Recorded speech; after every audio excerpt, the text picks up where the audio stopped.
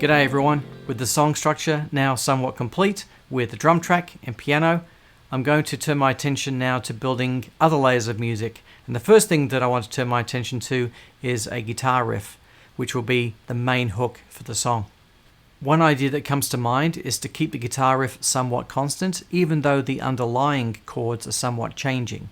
And one way that I can do that is to take a look at the chords and see what options I have available to me. This is where music theory comes in really handy. Even though I could probably figure a lot of it out by ear, if I look at the theory, I'm likely to come up with more ideas.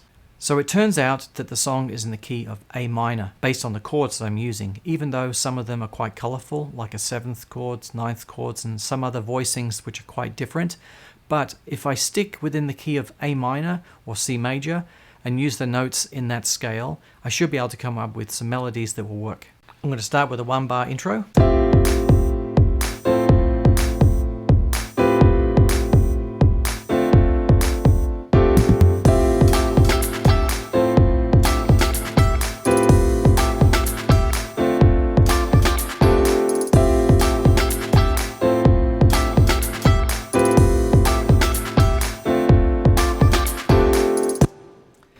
Yeah, I think that's going to work.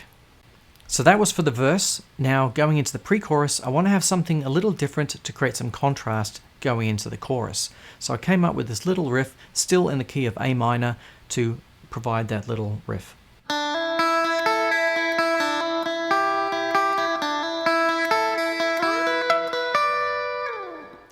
So let's try that out with the drums and the piano.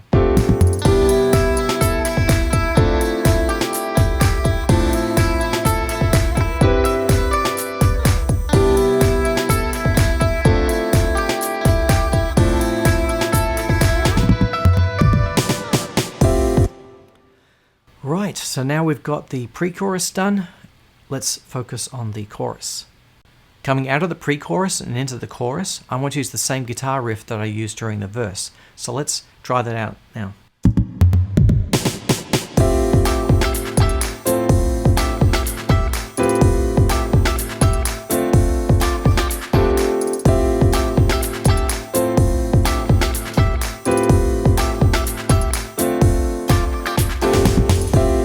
Okay, so now I want to create a slightly different ending, so it creates some lift and crescendo as we're finishing the chorus. So what I've decided to do for the end of the chorus to give it that lift is use some classic blues and funk riffs. Let's give that a go.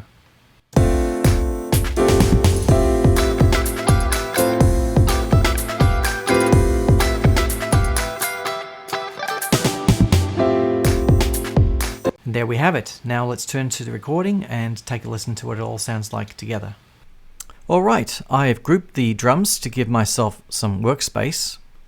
Here are the guitar parts that I just recorded in 2 separate tracks because I want to apply slightly different effects on those guitar parts. Let's jump into the middle of the verse and listen to the transition into the pre-chorus and then the chorus. The end of the verse, into the pre-chorus now,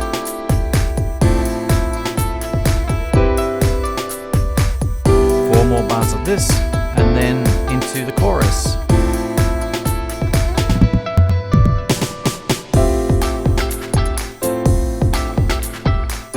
So I've taken those guitar parts and I've applied them across the whole song to give it its main structure.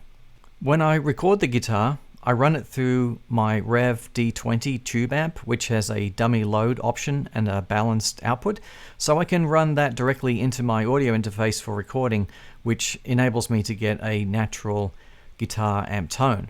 And I don't apply any effects at the pre-recording stage unless I'm using the amplifier's tube gain for the overdrive. Instead, I'm using the effects in my DAW. Ableton has got a lot of decent effects, and I have a bunch that I've also downloaded. For both guitars, I'm using a compressor, some EQ, and reverb. And then for the pre-chorus, I've also added a dotted 8th note delay and a quarter note delay. So there we have it, drums, piano and guitar. In my next video I'll work on adding synthesizer layers to create more texture.